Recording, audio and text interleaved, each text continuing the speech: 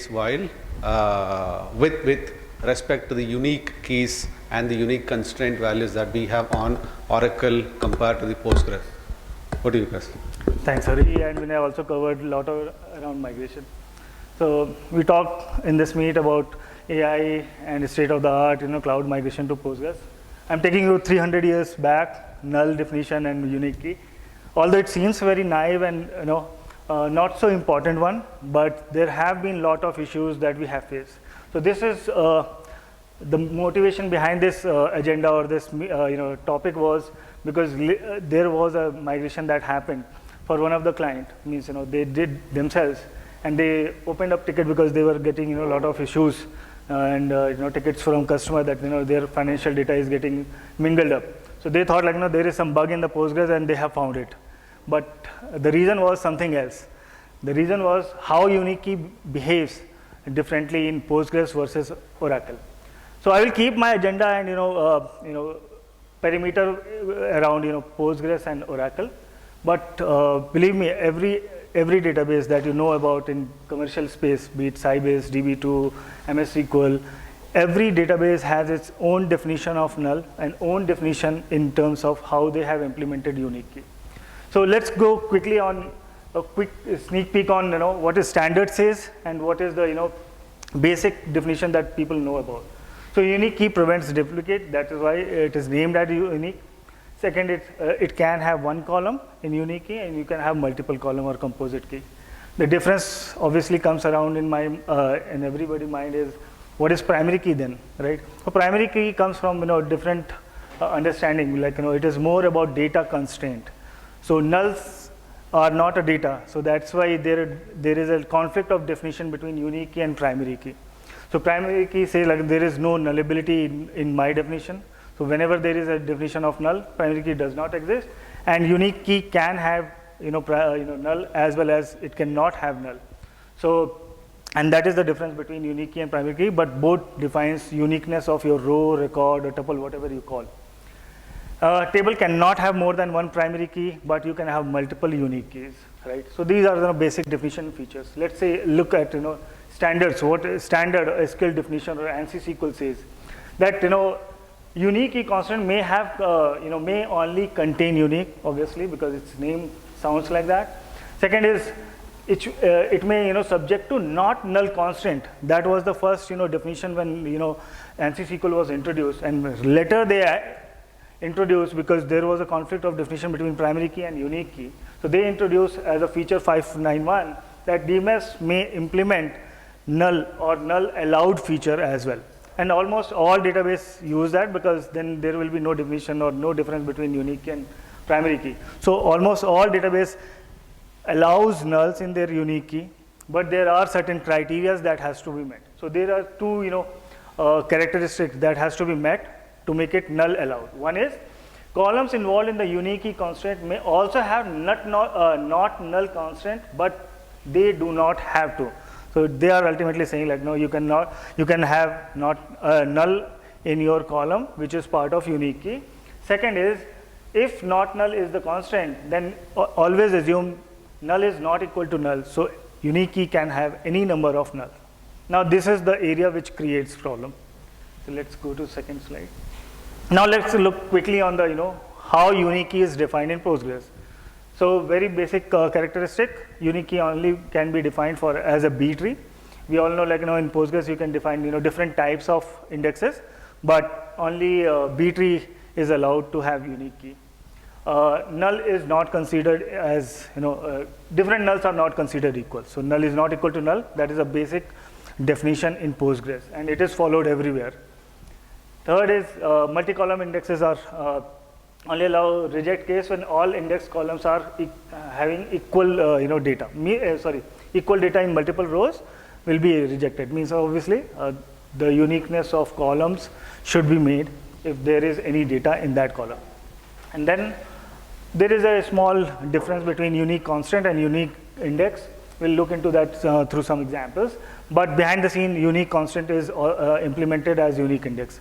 So unique constant is nothing but when you define your table, you can define the unique key there itself. But there are certain limitations. You cannot define functions over those constants. Maybe it is just in Postgres. In future, it may be resolved, but as of now, this is a small difference. But behind the scene, unique constant is also. So look at this example. I'm just trying to highlight how Oracle and Postgres differs in when you have defined a multi-column key. In this case, name, department, salary, very typical RDBMS book example of employee table.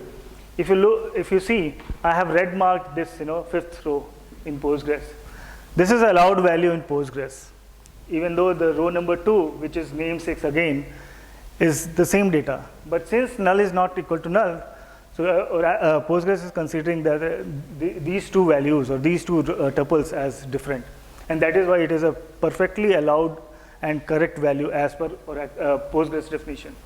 But if you look at the Oracle definition, it clearly says name 6 comma null, which also consider null as not equal to null in Oracle definition as well. But since we have implemented unique key, it will be considered as equal, and it will deny that entry, and it will throw this error, which is a unique key constraint violated.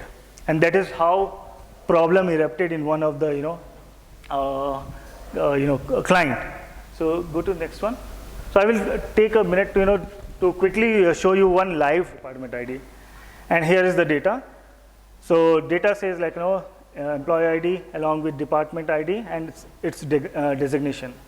So let's say there is an example where I'm considering a department will be null if it's a new employee or a fresher, right? And we insert this data. And if I insert this data, okay, already there. Let me truncate it. If this would have been Oracle, it would have thrown that violation error. But this is perfectly valid as per Postgres. I'm inserting two random data just to showcase how null shows its effect, right? And let me show you data how it looks like. So if you see 4 new employees, 2 random data where both the keys are null. It is valid both in Postgres as well as in Oracle. But this is something which is not valid in Oracle. So either one of these rows should have been there.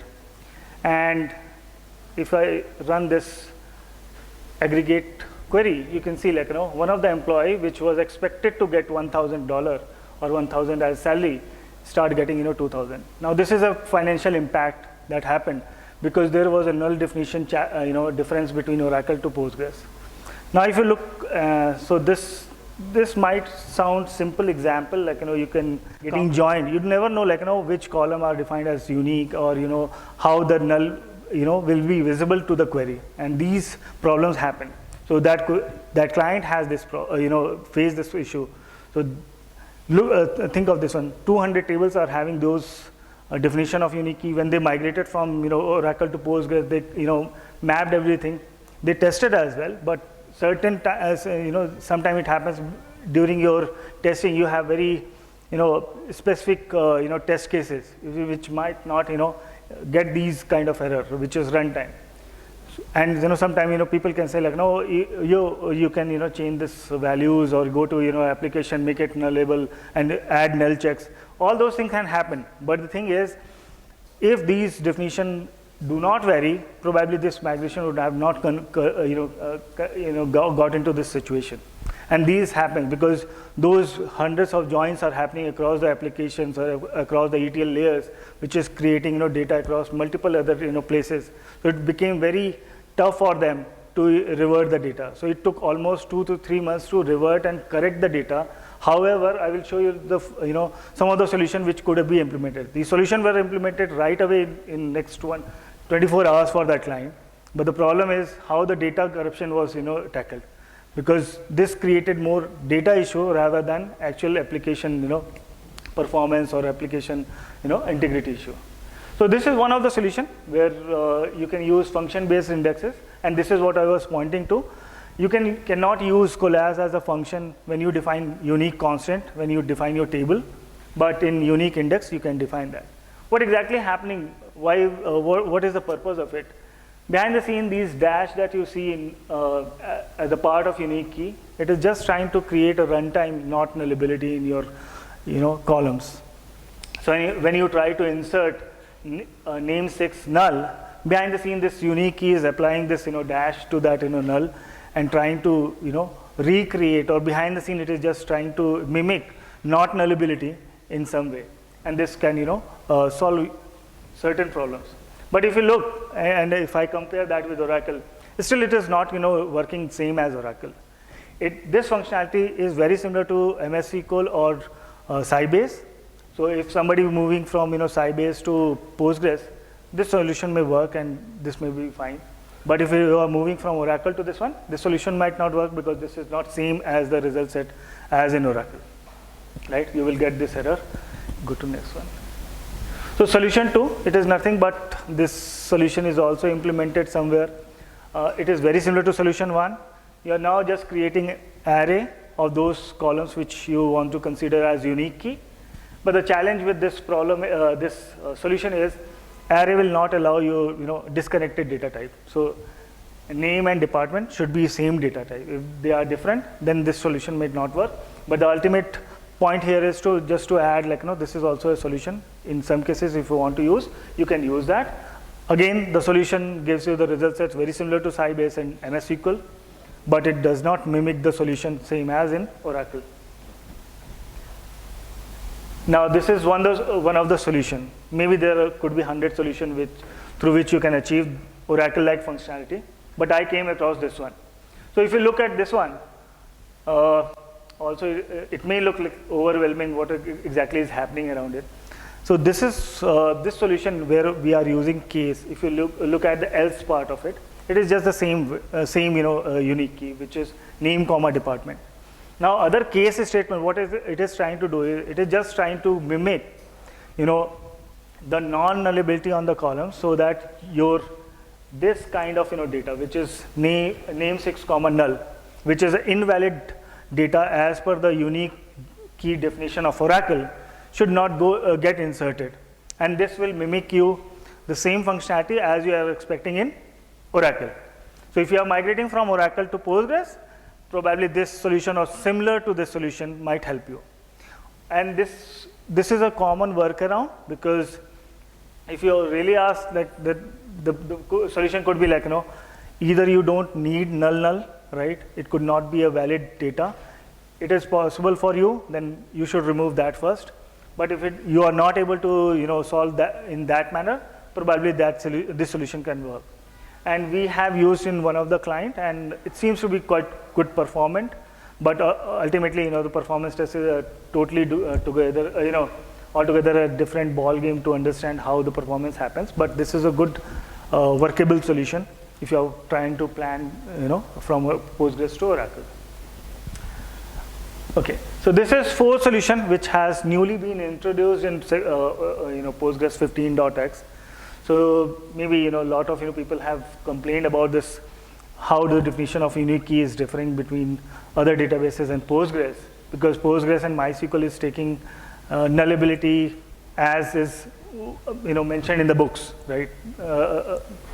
Irrespective of other databases, how they have defined or optimize their functionalities.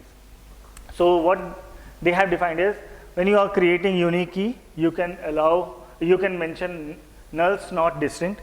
Even this can be applied to primary key, but recently in Postgres 16 they have removed that. Probably they missed somewhere in the code unique key and primary key is similar.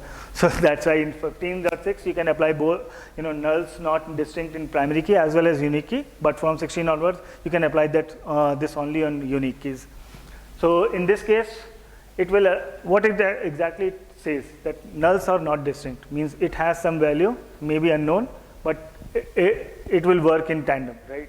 And that is how it is able to mimic same functionality as MS SQL or Sybase, but not as Oracle. So those who are giving solution or thinking to plan this as a solution from Postgres to Oracle to Postgres, probably this might not suit your solution.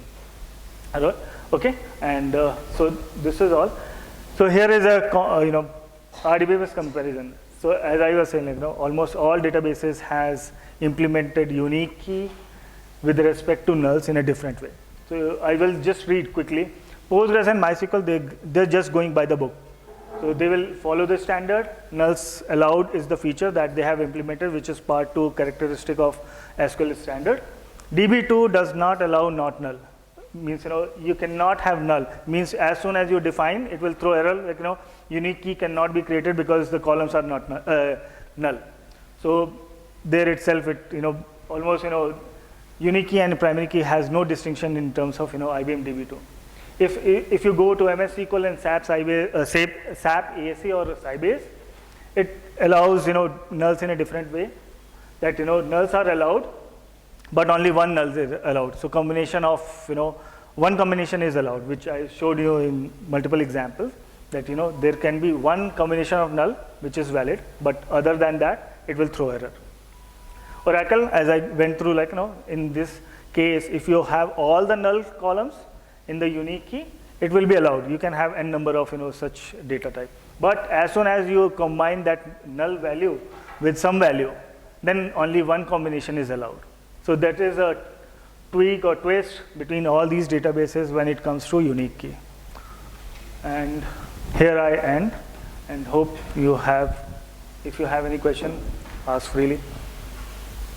Point, right? How does it categorize those nulls? How are those PIDs captured when we are creating the indexes? See, for first, standard. So for example, Sybase does not allow that, but new databases allow that. Postgres, the question is more from an internal standpoint, right? What exactly happens when those indexes gets created? So I think when you define, so if you keep nulls first, then probably those are indexed first. So I'm sure that that index tree or B tree will be little different when you put nulls first and nulls last. Anything you want to? More on the index usage. What exactly happens from the pages, Postgres pages? How the index leaf blocks are created and stuff. See, for Postgres, all the null columns. So you will find like the size of those indexes are large in Postgres because it will create nodes for those null values in your B tree index, right? And that is why sometimes you will see like an optimization to use partial keys or partial indexes wherever you have a large null, so that you can exclude those nulls from your indexes. So in that case, I would say like B tree will become little sparse in those terms because you have lot of nodes in B tree which will have null values. So I think by default it is nulls last if I'm not wrong, which is followed if you are not providing nulls first or nulls last, just to make sure like null nodes are at the end of your tree, so that actual values are lying over there. It is easy to sort on that.